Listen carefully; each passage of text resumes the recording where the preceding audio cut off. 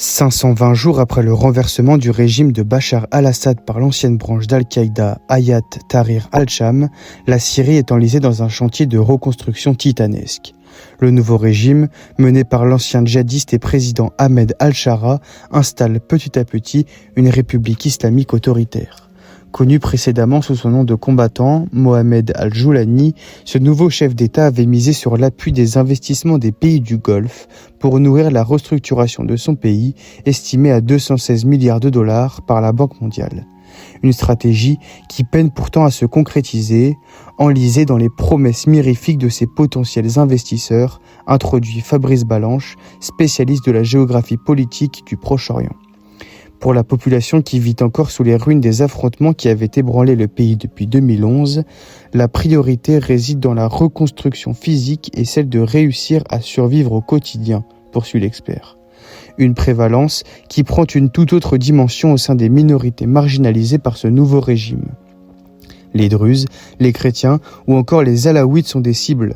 Le massacre des Alaouites en mars 2025 en est le parfait exemple, poursuit le lauréat du prix du livre géopolitique 2024. Ces pratiquants, d'une branche issue du chiisme, ont été durement touchés, plus de 1300 morts, dont au moins 800 civils exécutés sommairement lors d'attaques sur des villages menés par des milices sunnites radicales et des hommes liés au nouveau régime. La justice transitionnelle, berceau ou illusion d'une mutation profonde. Après l'impunité qui avait régné sous les mandats d'Hafez et de Bachar al-Assad, l'une des grandes promesses du régime d'Ahmed al-Shara résidait dans la justice transitionnelle pour ressouder le peuple syrien. Bien que les grands artisans de ces massacres aient été contraints à l'exil, certaines petites mains commencent à être traduites devant les tribunaux syriens. C'est notamment le cas d'Atef Najib, ancien responsable de la sécurité politique à Dera, jugé depuis le 26 avril dernier à Damas pour répondre de crimes contre le peuple syrien.